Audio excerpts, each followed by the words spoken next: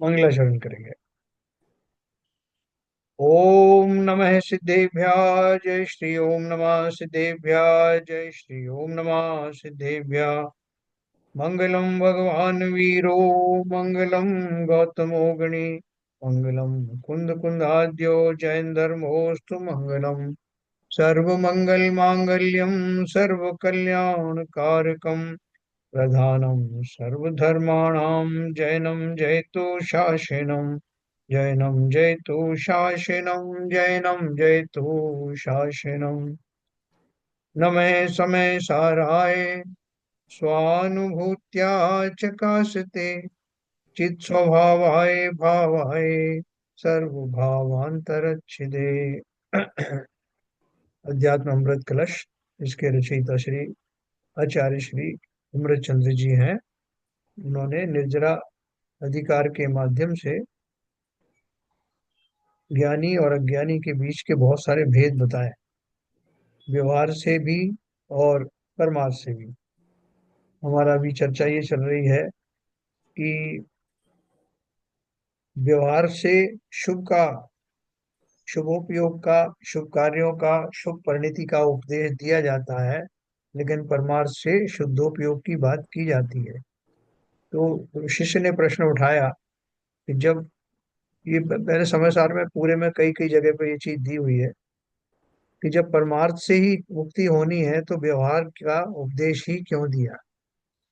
और उनको भी उपदेश दिया और खुद भी व्यवहार में पढ़ करके उपदेश देना भी व्यवहार की ही बात है। तो वो उन आचार्यों को जब मालूम है कि व्यवहार मुक्ति तक नहीं ले जाता तो व्यवहार का उपदेश दिया ही क्यों। तो उसके उत्तर हमने पढ़े थे कि भाई वो उस स्थिति तक ले जाने के लिए शुभ भावों का होना, उस वातावरण का निर्माण होना आवश्यक है, इसलिए तदनुसार उपदेश भी दिया जाता है। तो इसी बात को अपन आगे पढ़ते हैं। बिल्कुल एकदम प्रैक्टिकल बातें चल रही हैं। हम जीवन में जितना उसको अच्छे से समझ करके विद क्लैरिटी के साथ में कि व्यवहार का कितना उपयोग हमारे यहाँ है, कब तक उपयोग है, व्यवहार का आलम्बन लेकर भी परमार्थ पर लक्ष्य रख करके हमें चलना है।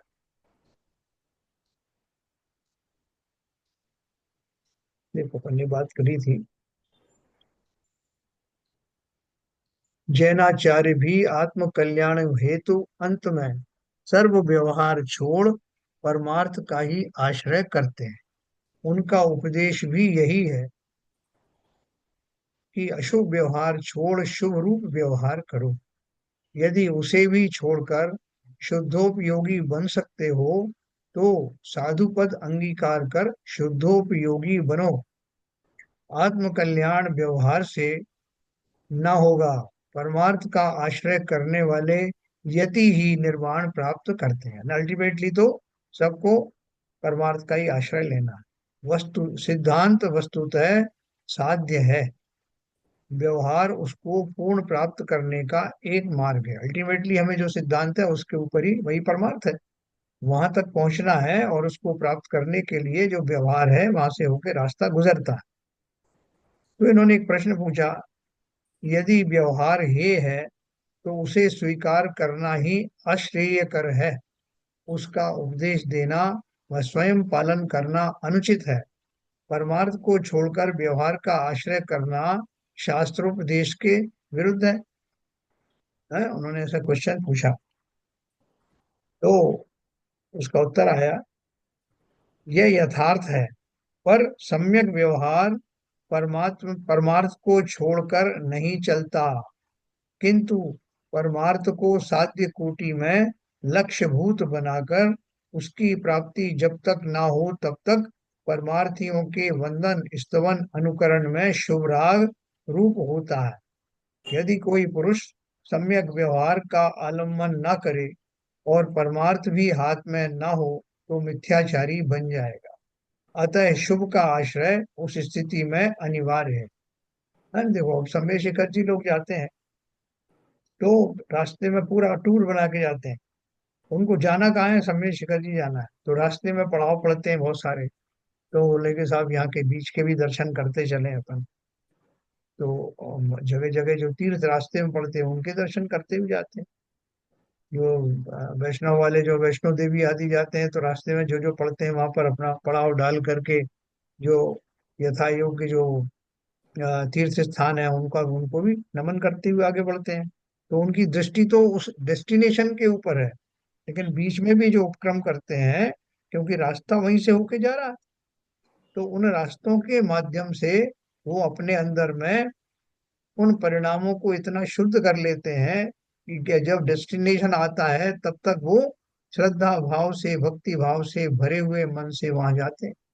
इसलिए उनका वो कार्य अवश्य ही सुलभ हो जाता है। तो व्यवहार ने एक राह दिखाता है, एक रास्ता दिखाता है। वो रास्ता भी भक्तिमय होता है। व्यवहार के द्वारा पंच परमेष्ठी का आलम्बन करते हुए परमार्थ की ओर बढ़ने का नाम व्यवहार मार्ग है। और व्यवहार मार्ग तभी फलीभूत होता है जब हम अपना डेस्टिनेशन ना भूल जाएं कि हमें कहाँ जाना। अगर हम बीच में ही भटक गए, इसके लिए बार बार वो सावधान करते हैं कि भैया व्यवहार में ही मत अटक जाना। कभी बीच में ही पड़ाव डाल दिया और वहीं पे होकर के रह गए, जैसे कि मारीच की जीव ने किया। बनने चला था वो तीर्थंकर, तो उसको रास्ते में जो रास्ता ही नहीं सूझा तो बीच बीच में उसने इतने मत चला दिए, तरह तरह के जो है वस्त्र परिधानों का आविष्कार कर दिया, कंदमूल फल खाने लगा, इस दीक्षा को छोड़ करके दूसरा ही कुछ करने लगा। तो इस तरह से वो आचार्य बार बार सावधान करते हैं कि जिस मार्ग पर चल करके मुक्ति के मार्ग पर पहुंचने वाले हो, उस मार्ग को भी भली भांति पहचानो, और जहां जा रहे हो उसको सदा काल स्मृति में रखना, उसे विस्मृत मत होने देना। तभी तुम्हारा व्यवहार मार्ग सार्थक होगा। यही उन्होंने कहा। पर सम्यक व्यवहार परमार्थ को छोड़कर नहीं चलता। सम्यक व्यवहार शब्द यूज किया उन्होंने कि व्यवहार कौन सा व्यवहार। ये व्यवहार नहीं अपन जैसे बोलते हैं साहब आपने हमारे इतने दिए, शादी में हम भी आपको कुछ साथ देंगे, ये तो व्यवहार है। एक दूसरे का व्यवहार कौन रखता है। इस व्यवहार शब्द को अलग अलग जगह यूज किया जाता है, लेकिन यहाँ किस व्यवहार की बात चल रही है, सम्यक व्यवहार। यानी वो जो साधक है उसको भली भांति पता है कि ये जो मार्ग है व्यवहार का मार्ग है, भक्ति आदि का मार्ग है, और दूसरी जो धार्मिक अनुष्ठानों का मार्ग है, ये मार्ग मुझे मुक्ति के मार्ग में मुक्ति के पथ पर स्थापित करेगा, मुक्ति के द्वार पर लेकर जाएगा। इस भाव के साथ में व्यवहार में चलना, भटकना नहीं कि साहब मैं तो अपनी गृहस्थी का भरपूर उपयोग कर रहा हूँ। आपने कहा था ना कि व्यवहार पालन करते हुए जाओगे, तो व्यवहार कैसा। अगर मैं उस व्यवहार के नाम से स्वयं को छलने लगा, गृहस्थी में और गहराई से घुसने लगा, तो काय का व्यवहार। इसलिए उन्होंने क्या क्या सम्यक व्यवहार, सम्यक व्यवहार का अर्थ कौन सा हो गया, सेठ और मुनीम वाला, कि गृहस्थी का पालन भी करो तो बिना जुड़े हुए, बिना अनुराग के, बिना राग के, और अपनी भूमिका का निर्वाह भी करते रहो। श्रावक हो, उन्हीं आदि की जो है चर्याओं का पालन कराना, उनको यथा योग्य आहार आदि दान देना, वो सब तो करना। लेकिन वो सब करते हुए भी अपने लक्ष्य को विस्मृत मत होने देना। जिस पथ पर मैं चला हूँ, जिन मुनियों की मैं सेवा कर रहा हूँ, मुझे भी वैसा ही तो बनना है। तो ये सब निरंतर वो अपने अंदर में लक्ष्य को बनाए रखना। सम्यक व्यवहार परमार्थ को छोड़कर नहीं चलता, किंतु परमार्थ को साध्य कोटि में लक्ष्यभूत बनाकर उसकी प्राप्ति जब तक ना हो तब तक परमार्थियों के वंदन स्तवन अनुकरण में शुभ राग रूप होता है। यदि कोई पुरुष सम्यक व्यवहार का आलम्बन ना करे, सम्यक व्यवहार आए ही नहीं, और परमार्थ भी हाथ में ना हो, तो मिथ्याचारी बन जाए। हमने जो है बहुत सारी बातें की, देखो साहब सम्यक दर्शन तो हमको है नहीं, तो क्या करें। बोले कि करते क्या है, हम वो भक्ति भाव भाव वगैरह पूजन वगैरह करना चाहते थे, वो आपने उसका ही मना कर दिया, तो अब क्या करोगे आप। बोले क्या करेंगे साहब, इस संसार में जैसे और लोग रह रहे हैं वैसे हम भी रहेंगे, मौज शौक करेंगे अपने। बोले फिर क्या होगा तुम्हारा, वो जब जो होना होगा होगा, सब आपने ये भी तो बताया था, जब जब जो जो होना है तब तब सो होता है तो होगा, ब्रह्मत्व पर्याय के अनुसार हो जाएगा सब। तो ऐसा आगे भरोसे छोड़ना मूर्खता है। अपना उद्देश्य बिल्कुल स्पष्ट रखना, अपना लक्ष्य बिल्कुल सामने रखना, और जब तक लक्ष्य प्राप्त ना हो तब तक उस लक्ष्य तक जाने वाले राह पर सम्यक रूप से चलना, है ना। यदि कोई पुरुष सम्यक व्यवहार का अवलंबन ना करे और परमार्थ भी हाथ में ना हो तो मिथ्याचारी बन जाएगा। अतः शुभ का आश्रय उस स्थिति में अनिवार्य है। देखना, अब इसको बड़े अच्छे ढंग से बताया उन्होंने कि शुभ का आश्रय आलम्बन कब तक लेना और शुभ को कब छोड़ देना। तो प्रश्न दिया, तो उन्होंने कहा शुभ का आश्रय उस स्थिति में अनिवार्य है। किस स्थिति में? कि जब लक्ष्य अभी आया नहीं है, हाथ में परमार्थ हाथ में आया नहीं है, उस स्थिति में शुभ का आश्रय लेना अनिवार्य है। प्रश्न पूछा कि क्यों अनिवार्य है? क्या शुभ से शुद्धता का जन्म है? देखो इंपॉर्टेंट बात समझना। बहुत सारे लोग क्या है, भ्रम में पड़ जाते हैं कि शुभ भाव ही शुद्ध भाव के जनक हैं, यानी शुभ भाव के द्वारा ही शुद्ध भाव तक आया जाता है। ये भ्रम क्यों है, मैं आपको बताता हूँ। यदि कोई पुरुषार्थी शुभ अशुभ प्रवृत्ति को परित्याग कर शुद्धोपयोग रूप परिणत हो तो क्या हो नहीं सकता? यदि हो सकता है तो शुभाचार का उपदेश क्यों दिया जाता है? देखो प्रश्नकर्ता ने क्या पूछा, एक उसके दो प्रश्न है। एक तो यह है कि क्या शुभ से शुद्धता का जन्म होता है? शुभ भाव होंगे, वही शुभ भाव शुद्धता में कन्वर्ट हो जाएंगे क्या?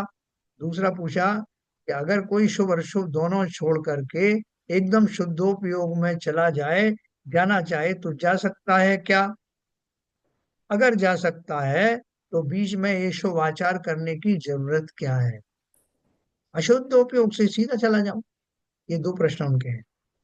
समाधान दिया। देखो इसका बहुत ध्यान से इसका समाधान समझना, क्योंकि ये प्रैक्टिकल हमारे लाइफ में आएगा और कई जगह हमको ये शंकाएं होंगी।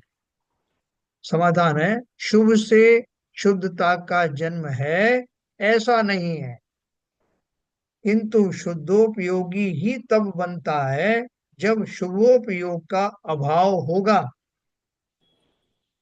तथापि शुभोपयोग अशुभोपयोग से ऊपर उठाता है। अशुभोपयोग की प्रवृत्ति का परित्याग शुभोपयोग प्रवृत्ति के अवलंबन पर ही होता है।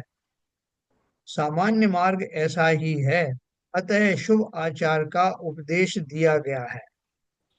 हाँ मैं यदि कोई विशिष्ट पुरुष अपने पुरुषार्थ से एक साथ शुभ अशुभ का परित्याग कर शुद्धोपयोगी साधु बन सके तो उसका कोई निषेध नहीं है।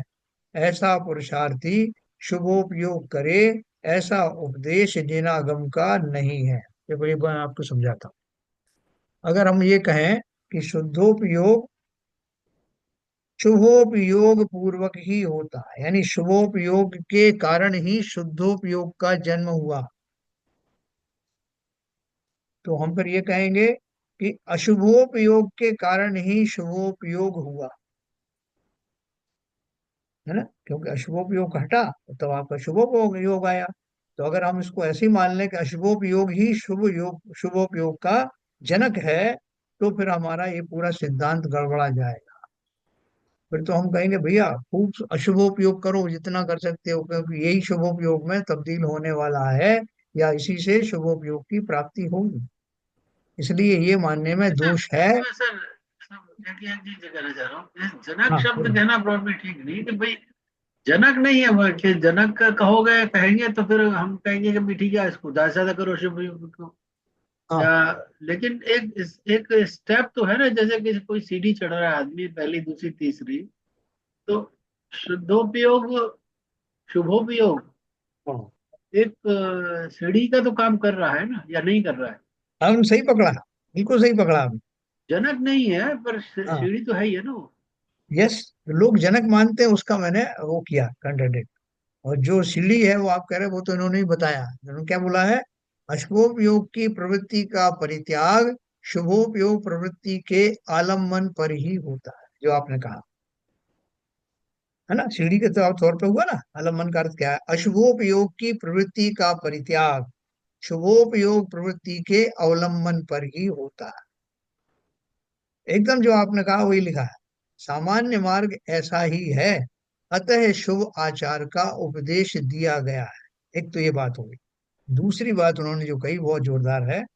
हाँ, यदि कोई विशिष्ट पुरुष अपने पुरुषार्थ से एक साथ शुभ अशुभ का परित्याग कर शुद्धोपयोगी साधु बन सके तो उसका कोई निषेध नहीं है। ऐसा पुरुषार्थी शुभोपयोग करे, ऐसा उपदेश जिनागम का नहीं है। नहीं, आप एक दिन पूजन कर रहे थे, पूजन कर रहे थे और शास्त्र भी पढ़ रहे थे, उस दिन आपको ये सब भ्रम टूट टूट गया। तो आपने जो पूजन द्रव्य से कर रहे थे, अभिषेक आदि कर रहे थे, उस भूमिका को एकदम छोड़ दिया।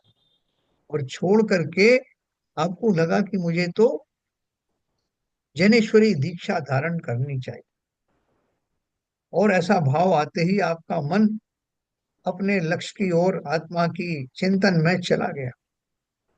तो अब आप वो तो नहीं कर रहे हो, इधर का द्रव्य उधर ट्रांसफर नहीं कर रहे हो, आप अभिषेक नहीं कर रहे हो, आप शांति धारा नहीं कर रहे हो, आप कोई और चीजें नहीं कर रहे हो। तो क्यों नहीं कर रहे हो? क्योंकि उससे बड़ा आपको आलम्बन मिल गया। करते करते आपको लगा, करिए मैं कौन हूं, मैं कहाँ भटक रहा हूँ, मुझे क्या करना, हायर क्लास आ गई आपकी। तो अब आपसे लोग कहेंगे, भाई साहब ये आपने जो अनुव्रत लिए हैं, आपने जो प्रतिमा धारण करी थी, इनको पूरा करो ना। आप सीधे मुनि बनने की बात करने लग गए। तो ये पहले सब शुभोपयोग करो, विधान विधान करो, ये सब करो, तभी अपने लिखा है शास्त्रों में, पहले ये सब करना पड़ता है। बोले उनके लिए करना पड़ता है जिनको अशुभोपयोग में जो भरे पड़े हैं, उनके लिए स्टेप है। लेकिन अगर आपका अचानक से, वैसे आज जैसे राजा क्षणिक था, राजा क्षणिक का कितना अशुभोपयोग था। वो आए थे उन मुनिराज को समाप्त करने के लिए, उनकी कषाय इतनी प्रबल थी, उनको रानी चेलना को का मान भंग करना था कि जिन्होंने मेरे, जो बौद्ध थे ना वो पहले, जिन्होंने हमारे साधुओं का अपमान किया, उस चेलना के साधु का भरपूर अपमान करूं, इसलिए वो मरा हुआ सर्प उन्होंने डाला। तो सीधा अशुभोपयोग कैसा था कि उसके माध्यम से उनका तीसरे नरक का बंद हुआ, तीसरा या सातवां, मुझे ध्यान नहीं ठीक से, बंद हुआ। और फिर जब उनको धर्मोपदेश दिया उन्होंने, उन्होंने कहा कि तुम सबका धर्म वृद्धि हो दोनों को, तो अचानक से उनको दिमाग में आया, अरे मैं कैसा मूर्ख हूं, मैं जिस व्यक्ति का उससे बदला लेना चाहता हूँ, उनको अपमानित करना चाहता हूँ, उसके इतने बड़े भाव। और चिंतन बदल गया और सीधा शुद्धोपयोग में गया, उसके बिना समय दर्शन होता नहीं। तो ऐसी बहुत सारी उदाहरण है कि जब तक मैं शुभोपयोग में, शुद्धोपयोग में नहीं जाऊं, तब तक ये बीच का रास्ता है, बीच की सीढ़ियां हैं जो आप कह रहे हैं, एग्जैक्टली यही है। तो आप बढ़ो ना। हमको कोई टोक देगा कि नहीं भाई साहब ये आप इसी में पड़ गए, ये तो आप स्वाध्याय में लगे रहते हो और आप ये चिंतन करते रहते हो, ध्यान में लगे रहते हो, करो ना पहले वो क्रियाएं जो करते थे। तो भैया उनकी जरूरत नहीं।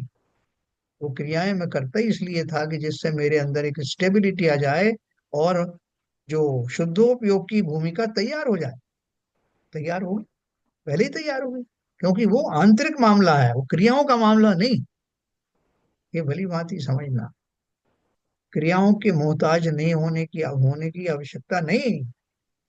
कि साहब आपको, आप मोक्ष कैसे हो जाएगा जब तक मैं भगवान का अभिषेक नहीं करूं, उनकी जो है विनती ना करूं, हाथ नीचे जो सब सिरोन्नति आदि नहीं करूं, जो जो मुझे श्रावक के लिए बताया वो छोड़ करके मैं सीधा आत्मचिंतन में कैसे चला जाऊं। श्रीमद राजचंद्र जी थे ना, जिनके नाम से वो वहाँ की जो सीरीज चलती है, जो गांधी जी के गुरु कहलाते हैं, उनके साथ क्या हुआ, तो दुकान पे बैठते थे, रत्नों के व्यापारी थे। उन्होंने बहुत सारा चिंतन किया, उनके सामने एक जो बच्चे थे, तो एक मुर्दे को जलाने के लिए ले जा रहे थे, तो बच्चों को अलाउड नहीं था, वो पेड़ पर चढ़ करके उन्होंने सारा दृश्य देखा और चिंतन किया कि ये कैसा, कैसी दुष्टता है, ये आदमी आदमी को जला देता है। उनके अंदर एक आंदोलन उत्पन्न हुआ कि ऐसा क्यों होता है, क्यों जलाया जाता है। वो सारी चीजें उन्होंने खुद ही अपने चिंतन से तय करी और शुरू कर दिया। उन्होंने दुकान से उठ करके जंगल में जा करके और वहां ध्यान करते थे, एकांत कर। और कितना तगड़ा ध्यान किया, आपने उनके फोटो देखे होंगे, पूरे उनकी जो जो अस्थि पंजर दिखाई देने लग गया। तो जब इस चीज को, जिसका आपको चस्का लग जाएगा, उसमें अगर आप उस पूरे लक्ष्य पर पहुंच गए तो नीचे का आलम्बन की भी आवश्यकता नहीं। बहुत सारे बच्चे इतने उत्साह में उत्साही होते हैं ना कि सीढ़ी चढ़ रहे हैं, 3 4 सीढ़ी लांग जाते हैं एक साथ। तो अगर हमारी भी मनोदशा उस योग्य हो गई, तो आचार्य कहते हैं कि तुम्हारे लिए बीच की स्टेप नहीं बताई, तुम जम कर सकते हो तो जाओ। पहले गुणस्थान से 7वें गुणस्थान पर कैसे पहुंच जाते? पहला गुणस्थान तो मिथ्यात्व का गुणस्थान है, अशुभोपयोग का गुणस्थान है। और बीच के जो गुणस्थान है, चौथा और छठवां, शुभोपयोग के स्थान है, उनको लांघकर 7वें गुणस्थान पर कैसे पहुंच गया? तो देखो, ये उसी की बात चेक कर रहा है। सामान्य मार्ग ऐसा ही है, अतः शुभ आचार का उपदेश दिया गया है। हाँ, यदि कोई विशिष्ट पुरुष अपने पुरुषार्थ से एक साथ शुभ अशुभ का परित्याग कर शुद्धोपयोगी साधु बन सके, तो उसका कोई निषेध नहीं है। ऐसा पुरुषार्थी शुभोपयोग करे, ऐसा उपदेश जिनागम का नहीं।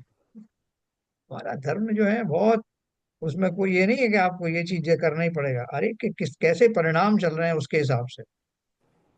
प्रतिमा धारण करने वाले जो हैं अनुव्रती जीव भी हैं, दूसरी प्रतिमा धारण की।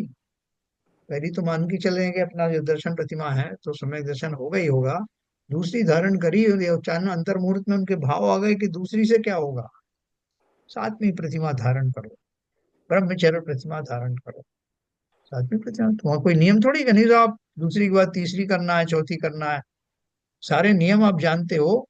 सप्तम प्रतिमा का अनुपालन करने की प्रतिज्ञा करने पर तीसरी चौथी पांचवी छठवीं सब उसमें समाहित होती हैं।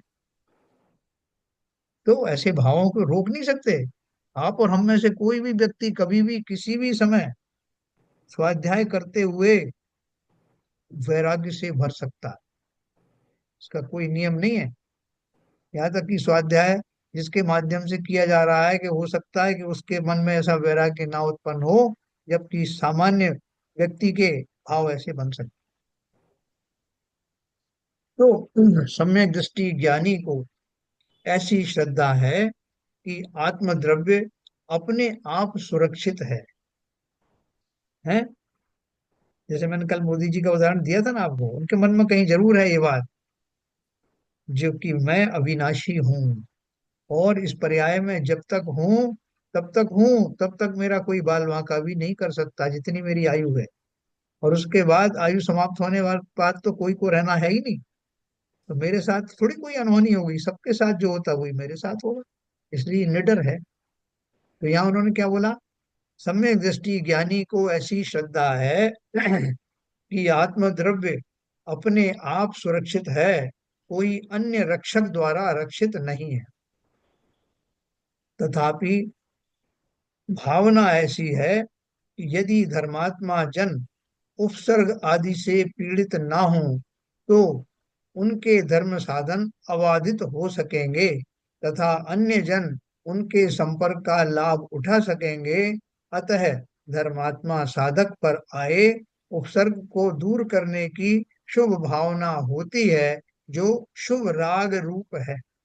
देखो, संसार के जो जितने भी नियम हैं, उन सब नियम में अलग अलग भूमिकाओं में क्या क्या पाया जाता है ये भी निश्चित है।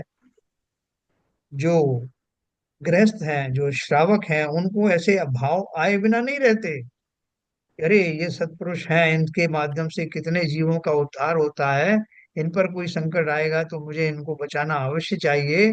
इनके माध्यम से न केवल मेरा बल्कि कितने जीवों का भला होने वाला, ऐसा सहज में भाव आता है। सारे जीवों को आप उपदेश दो, जितने भी हैं, भैया मंदिर आया करो, तो उनमें से बहुत सारे तो जो है वो जैन है ही नहीं। जैन है तब भी उनकी मंदिर से श्रद्धा नहीं। मंदिर से श्रद्धा है तब भी वो आएंगे कभी अपने एक आध महीने में, 6 महीने में। तो जो भी उपदेश है वो सब व्यक्तियों के लिए एक जैसा नहीं होता, और ना ही सब जीवों की परिणति एक जैसी होती है। तो जो सम्यक श्रावक हैं, वास्तविक श्रावक हैं, उनको ऐसा भाव आता ही आता है। साधुओं को देख करके, पंच पंच पंच परमेष्ठियों को देख करके, अपनी भूमिका के अनुसार उनके भाव आते ही आते हैं। और जब आते हैं तो उनको आप उन्हीं भूमिकाओं की बात करोगे, उनसे आप उनसे कहोगे भैया मुनि बन जाओ जल्दी से, तो कहेंगे कि अभी हमने अभी शुरुआत ही की, ये मुनि बनाने पर तुले हुए हैं। वो नहीं मानेगा आपकी बात। तो उनकी भूमिका के अनुसार ही उनको उपदेश दिया जाता है, और ये मानकर चला जाता है कि कालांतर में जब वो उस भूमिका में निष्णात होंगे तब उसका उपदेश दिया जाए। अपने छोटे बच्चे होते हैं ना, जितनी उनकी आयु होती है उस हिसाब से अपन उनको उपदेश देते हैं, उनको कार्य कराते हैं। जैसे और बड़े हो जाते हैं तो बड़ों के हिसाब से करते हैं। तो यही वो कह रहे हैं। सम्यक दृष्टि ज्ञानी को ऐसी श्रद्धा है कि आत्मद्रव्य अपने आप सुरक्षित है, कोई अन्य रक्षक द्वारा रक्षित नहीं है। तो फिर क्यों आप साधुओं की रक्षा करते हो? तथापि भावना ऐसी है कि यदि धर्मात्मा जन उपसर्ग आदि से पीड़ित न हो तो उनके धर्म साधन अबाधित हो सके। इनका कोई अगर इनके ऊपर उपसर्ग आता है तो हमारा फर्ज बनता है खुद तो उसका निवारण करेंगे नहीं, श्रावक अपनी भूमिका में कर सकते हैं, उन्हें करना चाहिए, तथा अन्य जन उनके संपर्क का लाभ उठा सकेंगे। अतः साधक पर आए धर्मात्मा साधक पर आए उपसर्ग को दूर करने की शुभ भावना रखते हैं, जो शुभ राग रूप है।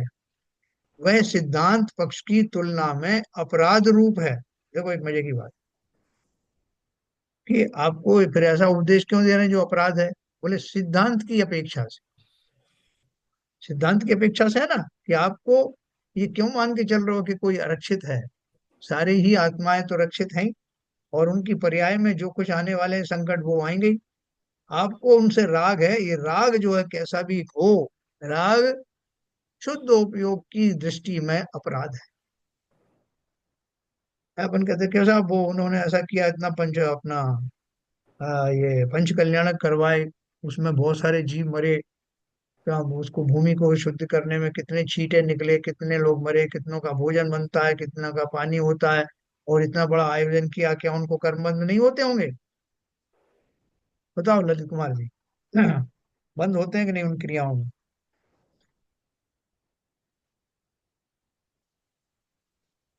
नहीं, वो जो बंद जो है वो तो एक कैटेगरी है सब आरंभी हिंसा वगैरह उस तरह की, उसमें जो चला जाएगा, आराम। उसमें जो बंद हाँ, होगा तो मामूली टाइप का होगा, जिसका की स्थिति और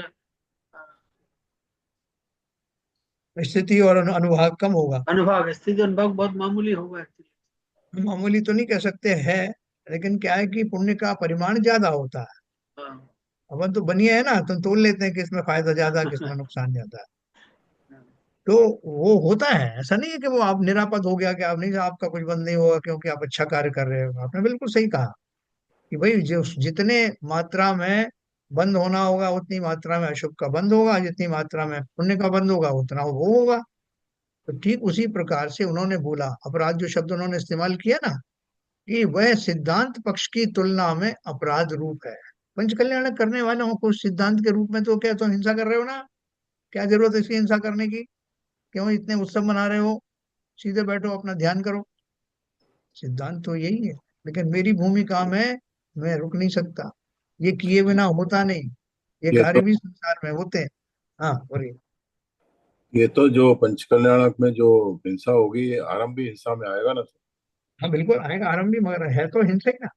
नहीं वो तो है, मगर ये जितना उसमें पुण्यार्जन होगा, स्वभाव बनेंगे, उसकी तुलना में तो इसकी जो इंटेंसिटी होगी, तो तो स्थित अनुभाग होगा, जैसे ललित जी ने बोला, वो सही बहुत बोला। कम होगा। वो भी प्रोवाइडेड कि हम विवेक पूर्वक करें। हाँ। अभी आजकल जो पहले हाथी वगैरह लाते थे तो लोग बोलते थे कि जानवरों के ऊपर अत्याचार करने की जरूरत क्या है, हाथी को लाएंगे और वो अविवेक पूर्वक चलेगा तो वहां का आसपास के जीव भी मरेंगे, फिर हाथी के लिए वो व्यवस्थाएं करनी पड़ती हैं, और भी बहुत सारी हिंसाएं उसके माध्यम से होती हैं, उस जीव के ऊपर भी आप जो है प्रहार करते हो। तो अभी वो जो उन्होंने वो उसका फाइबर का हाथी बना करके वो शुरू कर दिया। तो कहने का अर्थ क्या है, कि आप उन क्रियाओं में भी बहुत विवेक ला करके काम कर सकते हैं। पानी को छानने की व्यवस्था हो, पानी की निस्तारण की व्यवस्था हो, कम से कम पानी का उपयोग किया जाए, ये सब कर सकते हैं अपन। क्यों? क्योंकि कर्म तो मेरे बंध रहे हैं। अब ये मत समझना कि नहीं साहब ये मैं करूंगा तो कुछ भी कर लूं। बंद नहीं होगा, अवश्य ही होगा। और यथा योग्य समय पर वो कर्म आपको परेशान भी करेंगे। ऐसे दोनों चीजें ना, एक व्यक्ति कहीं नौकरी करता है, तो जब वो बहुत अच्छा काम करता है, कोई कोई चीजों में टारगेट अचीव करता है, तो बॉस उसको पारितोषिक देता है। लेकिन वही व्यक्ति कोई करप्शन करता है, तो उसको दंड भी देता है। वो ये नहीं बोलता कि इसने कुछ दिन पहले इसको अवार्ड दिए गए थे, इसको क्या, इसको पेनल्टी क्यों लगाई जाए। नहीं, उसकी पेनल्टी की जगह पेनल्टी है, रिवार्ड की जगह रिवार्ड। ठीक इसी प्रकार से प्रकृति की भी व्यवस्थाएं हैं। इसलिए अगर शुभ कार्य भी करो तो बहुत विवेक पूर्वक करना, क्योंकि उससे अर्जित होने वाली हिंसा जीरो नहीं होती। वो आपको कहीं ना कहीं जरूर सताएगी। अंधेरे में आए 4 बजे से भगवान का मार्जिन कर डाला, पूरी उसके ऊपर में चींटियां चढ़ी हुई थी, जैसे पंचामृत प्रेत हम अभिषेक करके जाते हैं, चींटियां चल रही। उन्होंने देखा ही नहीं, उनको अभिषेक करना था, प्रक्षाल करना था, सीधा उठाया और उसको पहुंच दिया, सारी चींटियां मर गई। अब वो कहे कि ऐसा मर जाए तो क्या करें, मुझे तो भगवान का वो प्रसाद मिल गया, मैंने उनकी जो है वो कर दिया, तो मुझे काहे का पाप लगेगा। अवश्य लगेगा, अविवेक का पाप लगेगा, और हिंसा का पाप लगेगा, और जो असावधानी है स्वरूप प्रमाद का दोष लगेगा। तो इसलिए शुभ कार्यों में ये निश्चिंत मत हो जाना कि मैं शुभ कार्य कैसे भी करूं उसमें कुछ नहीं होगा। अवश्य होगा, और उनका फल अलग से भुगतना पड़ेगा। तो देखो, अपन बात कर रहे थे, उनके धर्म साधन अबाधित हो सकेंगे। जैसे इसके इसका एक उदाहरण आपको बताऊं कि किसी को उसकी मायाचारी के फलस्वरूप कुत्ते की योनि मिली, लेकिन उसने कुछ पुण्य भी किए थे, तो कुत्ता कैसा बना, स्ट्रीट डॉग की बजाय थोड़ा स्पेशल डॉग बना। उसको लोग कारों में घुमा रहे हैं, एसी में रख रहे हैं, वो उसका पुण्य का कारण। लेकिन जो उसने किए, अशुभ कार्य किए, अविवेकी कार्य किए, मायाचारी की, उसके फलस्वरूप तिर्यंच गति में गया। ऐसा बहुत सारे प्रयोग आपको देखने को मिलेंगे। तो सम्यक दृष्टि ज्ञानी को ऐसी श्रद्धा है, ये मैंने पढ़ा, वह सिद्धांत पक्ष की तुलना में अपराध रूप है। जो अपन जो मुनिराजों के लिए जो कुछ करेंगे ना, तो वो वैसे तो सही है अपनी भूमिका में, लेकिन सिद्धांत की अपेक्षा से, चूंकि राग है वो भी, चाहे राग कैसा भी हो, राग किसका बाई प्रोडक्ट है, मोहिनी कर्म का, कैसा भी राग, तो वो उसका फल स्वयं के लिए पुण्य प्रकृतियों के बंध रूप ही है। उस राग का फल क्या मिलेगा आपको, उस राग का आपको पुण्य की प्राप्ति हो जाएगी। तो पुण्य अपने आप में बंध है, एक तो बात ये है। लेकिन साथ में ये तो इतने ही अपराध बता रहे हैं खाली मुख्य रूप से, कि अगर आपने सब काम विवेक पूर्वक किया तो पुण्य बंध होगा। पुण्य बंध अपने आप में अपराध है, और अविवेक पूर्वक किया तो साथ में पाप का बंध भी होगा, शुभोपयोग का बंध भी होगा। इसलिए वो ज्ञानी लोग कम से कम अशुभ से बचते हैं शुभ करते समय। तो पुण्य मात्र का बंध होता है, जो वो चाहते नहीं ज्ञानी। लेकिन बंध शब्द ही जो है वो अशुभ है, मुक्ति के मार्ग में रोकने वाला है, इसलिए वो अपराध है। तो बात को समझना अच्छे से। देखो यहाँ लिखा है ना नीचे, कोई द्रव्यलिंगी साधु प्रथम गुण स्थान से एक साथ सम्यक और चारित्र प्राप्त करके सप्तम गुण स्थान प्राप्त करता है, जो मैंने आपको बताया, उसकी अपेक्षा से ही यह कथन है। सप्तम गुण स्थान में साधु साधु शुद्धोपयोगी बन जाता है। साधु बना है, द्रव्यलिंगी साधु है, उसने अभी सम्यक दर्शन उसको प्राप्त हुआ नहीं, लेकिन चारित्र पालन कर रहा है, पूरा 28 मूल गुणों का पालन कर रहा है, भली भांति कर रहा है, वही बिना किसी शिथिलाचार के कर रहा है। अचानक से एक दिन उसको स्वाध्याय करते करते ऐसे भाव आए कि उसको अपनी दशा का अनुभव हुआ, अपनी आत्मा का अनुभव होना शुरू हुआ, और उसने चर्याएं तो पहले से कर रहा था, और इतना उत्कृष्ट चिंतन हुआ कि सम्यक दर्शन की प्राप्ति हो गई, और चर्याएं पहले से थी, तो दोनों का कॉम्बिनेशन मिल करके सीधा सप्तम गुण स्थान में पहुंचा। तो ये रहा भी है अवेलेबल। आगे चलते हैं। यदि कोई धर्मात्मा सम्यक दृष्टि ज्ञानी परोपकार की भावना ना करे, अपने स्वात्म रमण का आश्रय ले और श्रद्धा के तथा वस्तु स्वभाव के अनुकूल पर की सुरक्षा का उपसर्ग दूर करने का विकल्प ना करे, निर्विकल्प समाधि में ही स्वयं आरूढ़ हो, तो वह अपराधी नहीं है, वह कर्म बंधन नहीं करेगा, वह धर्मात्मा मोक्ष मार्गी है। इसका कोई उदाहरण बताओ भैया। क्या बोल रहे हैं? यदि कोई धर्मात्मा सम्यक दृष्टि ज्ञानी परोपकार की भावना ना करे, अपने स्वात्म रमण का आश्रय ले और श्रद्धा के तथा वस्तु स्वभाव के अनुकूल पर की सुरक्षा का उपसर्ग दूर करने का विकल्प नहीं करे, निर्विकल्प समाधि में ही स्वयं आरूढ़ हो, तो वह अपराधी नहीं है, वह कर्म बंधन नहीं करेगा, वह धर्मात्मा मोक्ष मार्गी है। ऐसा कोई दिखेगा आपको धर्मात्मा?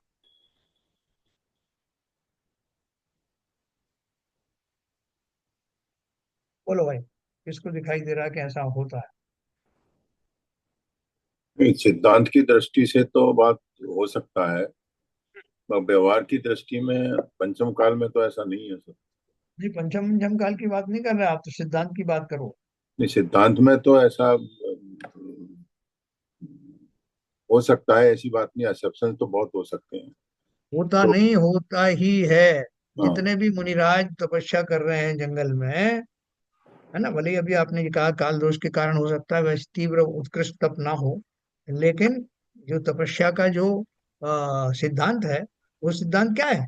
उस वन के अंदर में कितने प्राणी एक दूसरे को खा रहे हैं, कितने मुनिराज भी तपस्याएं कर रहे हैं, उनमें से कौन से मुनिराजों के ऊपर अपसर्ग भी हो रहा है, और अवधि ज्ञानी मुनिराज तपस्या कर रहे हैं, उनको मालूम है।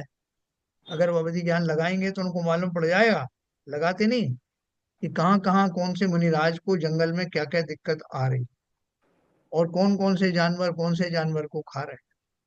अगर वो इसमें उलझ गए तो धरा रह जाएगा उनका मुक्ति का आलम्बन।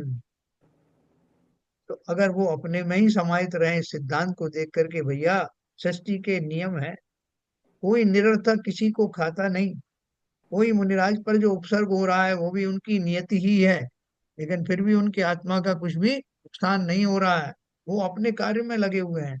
मैं अपने कार्य में लगूं, प्रकृति के कार्यों में बाधा करना या करने का विकल्प करना, वो वास्तव में सही नहीं। तो मुझे तो अपना आत्म कल्याण करना है इस भाव के साथ में, वो किसी की रक्षा के लिए नहीं जाते, कहीं उठते नहीं, किसी के प्रति भाव नहीं आता कि उसको बचा लूं। क्यों नहीं आता? क्योंकि इस सिद्धांत के कारण वो उनको अच्छे से मालूम है नहीं, संसार में। मगर ये तो सब बात है सिद्धांत की है सर। हाँ, सिद्धांत के नहीं, प्रैक्टिकल करते हैं वो। प्रैक्टिकल में तो कोई दिखता नहीं आज, जितने मुनि होते हैं। आज की बात नहीं कर रहे हैं, मतलब इस सिद्धांत की बात है। आज तो काल दोष है, आज नहीं, तो मुनि कोई वही जंगल में बैठते ही नहीं है। पंचम काल में जैसा दिखता नहीं है, काल दोष की वजह से। सिद्धांत की हाँ, वजह से तो ये सही है। सिद्धांत में ऐसे ही होता है। चतुर्थ काल आदि में जितने मुनिराज जो है वास्तविक मोक्ष मार्गी हैं, वो ऐसा ही करते हैं। और ऐसा करना कोई अपराध नहीं। अपन बोले कि अरे महाराज, आपको अवधि ज्ञान दिया गया था, आपने क्या उसका उपयोग किया? आपको नहीं मालूम था, आपसे थोड़ी दूर पर एक मुनिराज के ऊपर उपसर्ग आया हुआ था, आपको मालूम नहीं? ठीक है, आप जहाँ बैठे थे उस पेड़ के ऊपर कौन सा जानवर किसको खा रहा था? नहीं। नहीं, अगर आपको ध्यान हो साहब, जी। 60s में जो मुनि हुआ करते थे, तो विमल सागर वगैरह महाराज मुनि थे, वो क्या, मुझे जो ध्यान है बचपन में, वो क्या कहते हैं, शहरों में बहुत कम आते थे। हाँ। मोस्टली वो तीर्थ स्थानों में रहते थे, तीर्थ स्थानों में तपस्या करते थे। उनकी दिनचर्या है, उनकी क्या कहते हैं, पूरी आचार संहिता 28 गुणों के मूल गुणों के पालन में ही रहती। धीरे धीरे काल दो से सारी व्यवस्थाएं बदलती चली गई। तो जब ये जो प्यार करते थे, तो मैंने देखा था सोनागिरी जी से कहीं दूसरे तीर्थ क्षेत्र में जा रहे हैं, वहां से वो दूसरे तीर्थ क्षेत्र में जा रहे हैं। जितने मुनि थे शहरों में बहुत कम रहते थे। देखो, ये बात जो है अपन ने मोक्ष मार्ग प्रकाशक में भी पढ़ी थी, अपन ने इष्टोपदेश में भी पढ़ी थी, पुरुषार्थ सिद्ध में भी पढ़ी थी, कि वर्तमान में मुनि भय के कारण से वनों को छोड़ करके नगरों में ही नगरों के समीप ही रहना पसंद करेंगे। और ये उसका एक श्लोक है, उनका उसका वो श्लोक को पढ़ करके सुनाया गया, और उसका अर्थ भी यही के यही लिखा हुआ। लेकिन इस बात के ऊपर कुछ मुनियों ने ऑब्जेक्शन उठाया कि ऐसा क्यों अर्थ कर रहे हो, जो अर्थ आप खुद कर सकते हो संस्कृत में लिखा हुआ है। लेकिन उन्होंने ऑब्जेक्शन लगाया, जबकि ये अपना प्रत्यक्ष अपन भी जानते हैं कि आज के समय में इस चर्या का पालन करने वाले मुनि कितने हैं। एक वो आए थे ना जंगल के मुनि, कौन से थे वो, जंगल में रहते थे, जंगल के बाबा। जंगल जंगल वाले मुनि। तो लोग उनको ऊपर मजाक बनाते थे, और वो जंगल में आहार देने जाते थे लोग बाग, उस चर्या को उन्होंने कोशिश किया निभाने की। तो एनीवे, कोई आज पालन करे या ना करे, यहाँ वो क्या बात कर रहे हैं कि अगर मैं शुद्धोपयोग को छोड़ करके शुभोपयोग रूपी कार्य करूं, तो सिद्धांत की अपेक्षा से तो ये अपराध है। और अगर मैं शुभोपयोग को छोड़ करके अपने शुद्धोपयोग में बना रहूं, कितनी भी आसपास कोई भी आरक्षित क्यों ना हो, मैं इस सिद्धांत के कारण कि कोई आरक्षित नहीं है, अपने उसमें ध्यान मग्न रहूं तो कोई अपराध नहीं।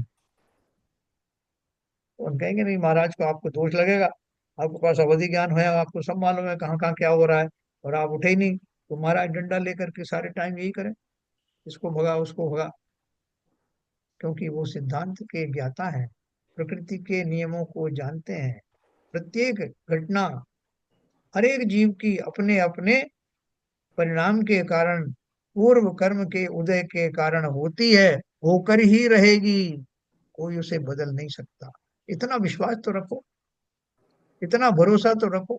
सम्यक दृष्टि को ये विश्वास होता है, लेकिन अपनी भूमिका में कुछ कार्य वो करता है, क्योंकि उसका चरित्र अभी उस उतना उत्कृष्ट नहीं हुआ, इसलिए उस भूमिका में है।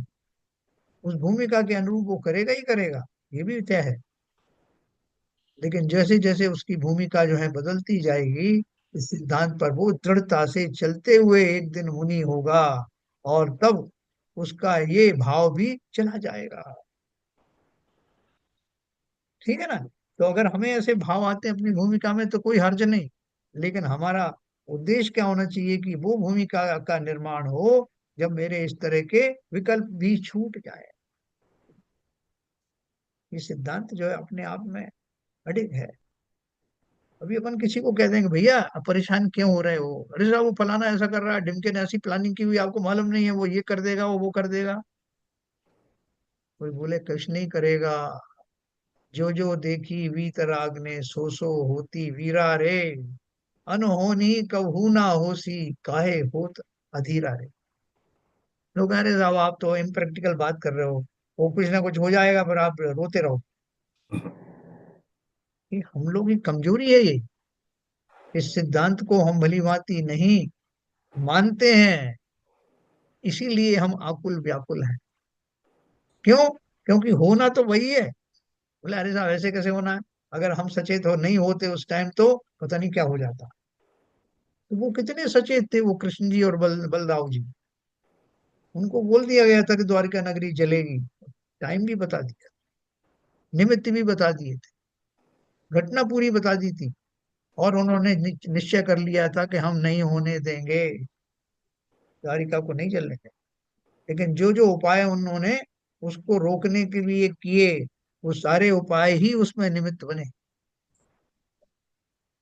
और आपको इतना विश्वास है क्या? नहीं है। हम फौरन उलझ जाते हैं उसमें, नहीं नहीं साहब भाई साहब क्या बात कर रहे हो, अपन देखो कोई क्या क्या कर रहे हैं दुष्ट लोग, अपन बैठे रहेंगे हाथ पे हाथ धरे? अपन को भी दो दो हाथ करना चाहिए। तो निकल पड़ते हैं अपन दो दो हाथ करने, और घटना वैसी ही होनी होती है। इसके विपरीत जो वास्तव में ज्ञानी है, वो उद्वेलित नहीं होते, वो शांत भाव रखते हैं, और अपने आप घटनाएं उसी रूप में होती हैं जैसे। लेकिन इतना पेशेंस किसके पास, इतना धैर्य किसके पास, इतना विश्वास कहाँ? अगर मैना सुंदरी ने कहा कि जो कुछ मेरे भाग्य में है वो अच्छा ही होगा, तो किसी को विश्वास थोड़ी हुआ। उनके पिताजी रोने लगे कि मैंने तेरे लिए क्या कर दिया बेटा, पूरी जिंदगी कैसे निकालेगी इस कोड़ी के साथ। सारा निवास रो रहा था। लेकिन मैंने सुंदरी को मालूम था कि जो घटना जहां जिस प्रकार से होनी होगी वैसी ही होगी। अगर मेरा भाग्य ठीक है तो मेरे लिए बनाए गए ये खोटे निमित्त भी सही निमित्त में तब्दील हो जाएं। और वैसा ही हुआ भी। इतना विश्वास हमें कहाँ, इसीलिए तो सम्यक दर्शन दूर है। अब बोलोगे तो फिर हम क्या करें, सब छोड़ छाड़ करके और बैठ जाएं, मुनि बन जाएं क्या? नहीं, इतनी एक्सट्रीम तक जाने की जरूरत नहीं। अपनी इसी भूमिका में अपने विश्वास को मजबूत करना है, अपने संकल्प को मजबूत करना है। जब हम नहीं होंगे तब भी कार्य होंगे, जब हम नहीं थे तब भी हो रहे थे। इसलिए ये जो भाव रखना कि मेरे कारण ये हुआ, मैं नहीं करूंगा तो कौन करेगा, ये अज्ञानियों की निशानी है। ये मैं शास्त्रों के आधार पर बोल रहा हूँ। हो सकता है कि मेरी भी ऐसी मान्यता रहो व्यवहार में, लेकिन सिद्धांत की जब मैं बात करूंगा तो सिद्धांत तो यही है। जितना जितना विकल्प में उलझूंगा मैं, अपने आप ही आकुल व्याकुल रहूंगा, अपना ही नुकसान करूंगा। घटनाएं तो वैसी ही होंगी जैसी होंगी। चलिए आगे चलते हैं। तो यदि कोई धर्मात्मा सम्यक दृष्टि ज्ञानी परोपकार की भावना ना करे, अपने स्वात्म रमण का ही आश्रय ले, और श्रद्धा के तथा वस्तु स्वभाव के अनुकूल पर की सुरक्षा का उपसर्ग दूर करने का विकल्प ना करे, निर्विकल्प समाधि में ही स्वयं आरूढ़ हो, तो वह अपराधी नहीं है। तो कौन अपराधी है? जो इसमें पड़ेगा। क्यों पड़ेगा? क्योंकि उसका शुभ राग होगा, और राग जो है कैसा भी हो बंधन का कारण है। तो ये वाला व्यक्ति कर्म बंधन नहीं करेगा, वह धर्मात्मा मोक्ष मार्गी है। कम से कम हम सिद्धांत की तो अनुमोदना करें ना, कहाँ ये सिद्धांत सही है। जिस प्रकार पर का आक्रमण नहीं हो सकता, अतः मेरा जीव द्रव्य स्वयं सुरक्षित है, इसी प्रकार पर का प्रवेश भी मुझ में नहीं हो सकता, न पर मेरा स्वरूप मिटा सकता। अतः अगुप्ती भय भी सम्यक दृष्टि को नहीं होता, ऐसा निम्न कलश में प्रतिपादन करते हैं। जो अगला वाला जो भय है कौन सा है? गुप्ती भय। गुप्ती भय का अर्थ क्या है? आकस्मिक कुछ होने वाला है जो मुझे पता नहीं है, उसके कारण से कुछ हो जाए तो पता नहीं क्या हो जाए। क्या पता साहब अपन रात को सोए या सवेरे उठ भी पाएंगे कि नहीं। तो फिर क्या करें? बोले सब लोगों को जगा के रखता हूँ मैं, 2-3 घड़ियों का अलार्म लगा देता हूँ, जिससे मैं बीच में उठ के ये चेक कर लूँ कि मैं हूँ कि नहीं। हाँ। इसमें तो क्या सर हुआ? ये पूरे सेंटेंस में हाँ। अगुप्ती भय को प्रतिपादित कर दिया ऑलरेडी। नहीं, अभी और बहुत क्लैरिटी के साथ आने वाला है। हाँ, देखो नहीं आप। मतलब ब्रीफ में तो संक्षेप में तो कर ही दिया उसने। हाँ, अरे बीच में बिल्कुल सही है, आप कह रहे हो वर का आक्रमण नहीं हो सकता, ये तो सही सी बात है ना। अब वर का आक्रमण का ही तो भय है। यस। सही कह रहे हो, वैसे सारे भय एक दूसरे से कनेक्टेड हैं। नहीं है, बट दोनों। वो स्पेसिफिकली जो क्वालिफाई किया है हाँ हाँ तो हाँ। प्रतिपादित तो ब्रीफ में कर ही दिया है उसने। कर दिया है। इसी के लिए तो उन्होंने अगला जो कलश दिया कि उसी को उसका आधार बना करके दिया है। क्या बोल रहे हैं? स्वम रूपम किल वस्तुनो अस्ति परमा गुप्ति स्वरूपे नया नयत शक्त कोऽपि परे प्रवेष्टुं कृतं ज्ञानं स्वरूपं च न अस्या गुप्तिरतो न काचन भवेत् तभी तभी कुतो ज्ञानिनो निशंक सततं स्वयं स सहजं ज्ञानं सदा विन्दति। प्रत्येक वस्तु का स्वयं का स्वरूप है, यानी अस्तित्व है। यही उसकी स्वरूप में परम गुप्ति है। परम गुप्ति क्या है? कि स्थापित है, स्वरूप में ही स्थापित है, क्योंकि कोई दूसरा पदार्थ उसमें प्रवेश ही नहीं कर सकता। अनाद्य अनंत स्थिति वाला ज्ञान ही आत्मा का स्वरूप है? अनादि अनंत स्थिति वाला ज्ञान, यानी कैसा ज्ञान है मेरा? अनादि काल से है, अनंत काल तक रहने वाला है। उसका कोई भेदन छेदन नहीं कर सकता, वो ज्ञान गुण सदा रहने वाला है। और वही आत्मा है, आत्मा का स्वरूप ही ये है। अथवा उसका ज्ञान स्वरूप परकृत नहीं है, अनुत्पन्न है। कैसा है? किसी से उत्पन्न नहीं हुआ है, स्वयं ही बना रहता है। इसलिए इस ज्ञानी पुरुष के कोई अगुप्तीपना नहीं है, इसलिए उसे अगुप्ती जन्य भय भी कैसे होगा। यही कारण है। अगुप्ति का अर्थ क्या है? कि जो जिसका मुझे ज्ञान नहीं है, या जो मुझे जिसका अनुमान नहीं है, ऐसा कोई कारण बने जो मेरे नाश का कारण बने। तो बोले ऐसा कोई कारण है ही नहीं, क्योंकि मेरा अस्तित्व ज्ञान के कारण है। मैं जानता हूं कि मेरा ज्ञान कभी मिट नहीं सकता, इसलिए कोई ऐसा छिपा हुआ कारण भी नहीं हो सकता। अगर गुप्ति का अपन अर्थ ये भी लगाएं, कोई छुपा हुआ भी है तो भी क्या करेगा? कोई आकस्मिक भय है तो क्या करेगा? मेरा नाश किस चीज का कर देगा? जो मेरा मुख्य गुण है, ज्ञान है, उसका नाश कर देगा क्या? बोले उसका नाश तो होता नहीं, क्योंकि वो किसी ने दिया नहीं है, और वो सदा काल मेरे पास रहता है, उसी से मेरा अस्तित्व है। इसलिए इसलिए इस ज्ञानी पुरुष के काचन अगुप्ति ना वेवभेद, कोई अगुप्तीपना नहीं है, इसलिए उसे अगुप्ति जन्य भय भी कैसे होगा। यही कारण है कि वह ज्ञानी सदा निर्भय होकर स्वतः अपने शुद्ध चैतन्य को सदा अनुभवन करता है। मैं थोड़ा सा इसका ये भी बता दूं भावार्थ। अत्राण भय और अगुप्ति भय, ये दोनों शब्दार्थ की दृष्टि से एक से प्रतीत होते हैं, तथापि दोनों में इस प्रकार का अंतर है। अत्राण भय का अर्थ है कि पर के आक्रमण से मेरा नाश ना हो, रक्षा करने वाला कोई नहीं है, ऐसी शंका होना अत्राण है। मुझे त्राण शब्द का अर्थ दूसरा छुटकारा भी होता। दूसरा है अगुप्ति भय का अर्थ यह है कि पर मेरे अस्तित्व में प्रवेश कर मुझे बिगाड़ देगा, ऐसा भय स्वयं की कमजोरी का भय अगुप्ति भय है। दोनों में क्या अंतर हुआ? एक तो ये कि एक पहला वाला ये कह रहा कि मेरे मेरे ऊपर आक्रमण कर सकता, मुझ में तो नहीं घुस रहा, लेकिन मेरे ऊपर आक्रमण कर सकता है, उसका मुझे भय है। दूसरा बोला कि मेरे अस्तित्व को ही चीर देगा, मेरे अंदर ही प्रविष्ट हो जाएगा, जैसे बोले भूत घुस जाएगा, प्रेत घुस जाएगा, मेरे मेरा अस्तित्व ही संकट में पड़ जाएगा। ऐसा भय स्वयं की कमजोरी का भय अगुप्ती भय है। सम्यक दृष्टि ऐसा मानता है कि मेरा कभी नाश नहीं होना है, मैं अविनाशी हूं, अतः पर रक्षक की मुझे कोई आवश्यकता नहीं, मैं असुरक्षित नहीं हूं, यह अत्राण भय का अभाव है ना। कोई मेरे ऊपर आक्रमण नहीं कर सकता। बोले कैसे नहीं कर सकता? किया था ना पारसनाथ के ऊपर, मैं कैसा आक्रमण किया था। अब बोले आक्रमण ही नहीं कर सकता। अरे मेरे ऊपर नहीं कर सकता भैया, मैं शरीर थोड़ा। बोले ये तो आपने बीच की संधि निकाल दी, बाकी तो आक्रमण तो कर ही सकता है। नहीं, जब मैं मेरी बात करूंगा तो मैं कौन हूँ? उस स्वरूप की बात करूं। ज्ञान तंतुओं से बना हुआ मैं, मेरे ऊपर कौन आक्रमण कर सकता है? क्या लेके जाए?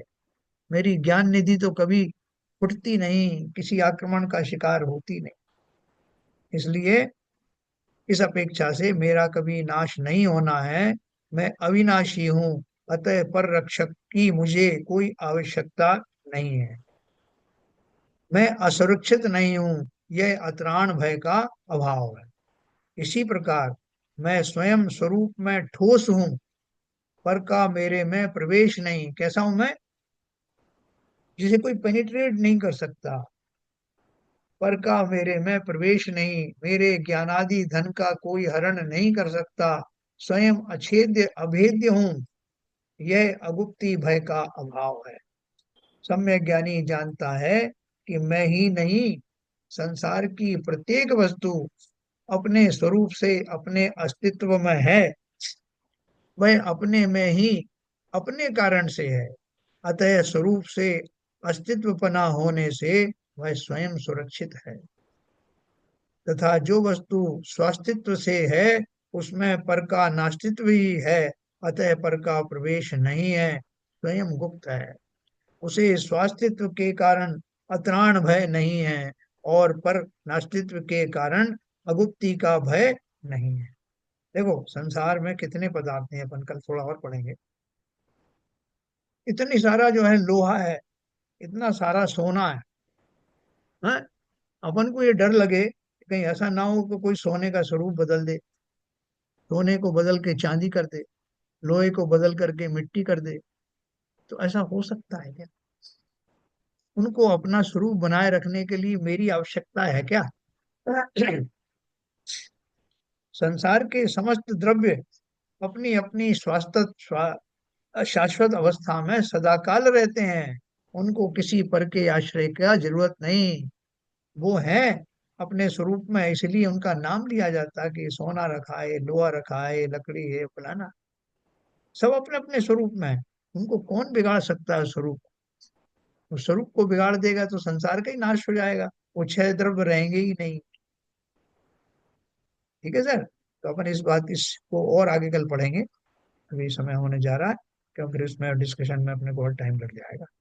तो अपन यहाँ से छोड़ रहे हैं ये पेज नंबर 158 का जो अपना ये चल रहा है, 206 नंबर का पेज। ठीक है साहब।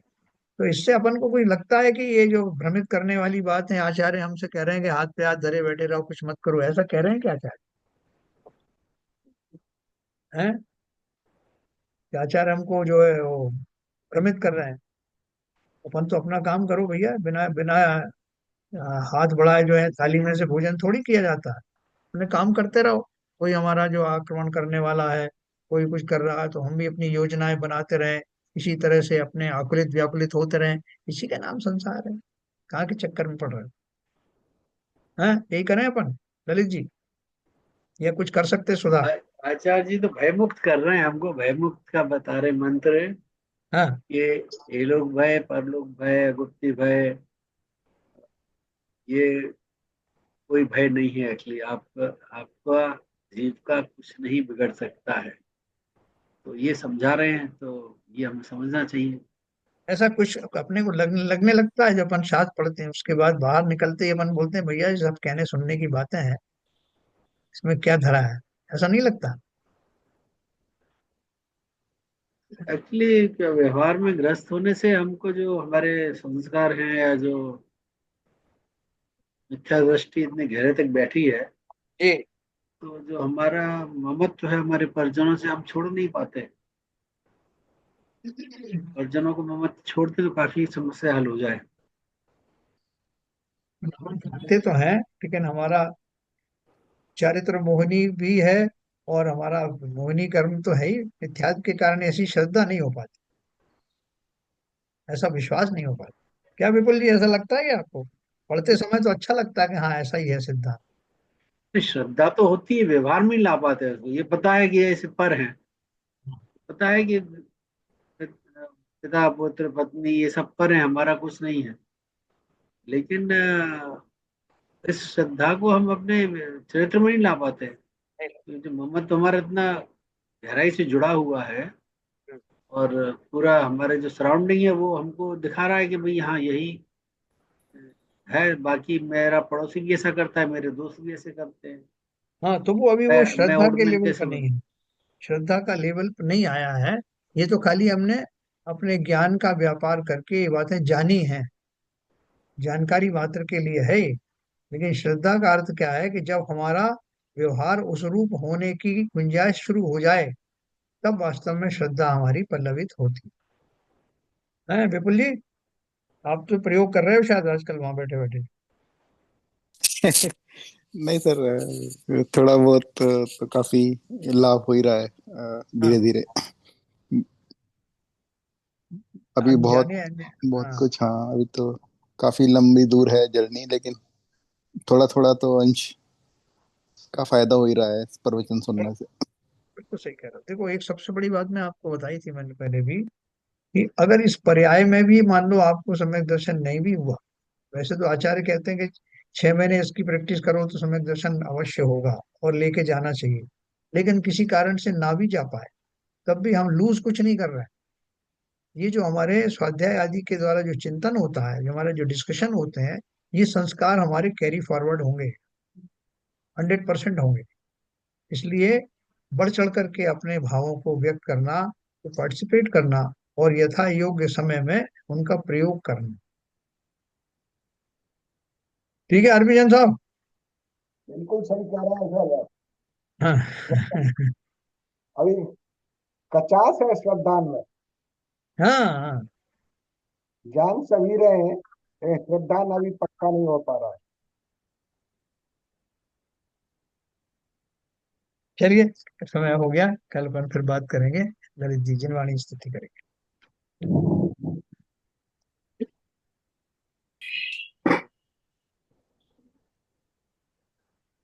ये तनु नाश वे को ज्ञान के प्रकाश वे को अपर भास वे को भानु शिव खानी है। छहो द्रव्य जान वे को बंध विधि मान वे को सपर पिछान वे को परम प्रमाणी है। अनुभव बताए वे को जीव के जताए वे को कहु न सताए वे को भवे और हानि है। जहाँ तहाँ तार वे को पार के उतार वे को सुख विस्तार वे को यही जिन वाणी है।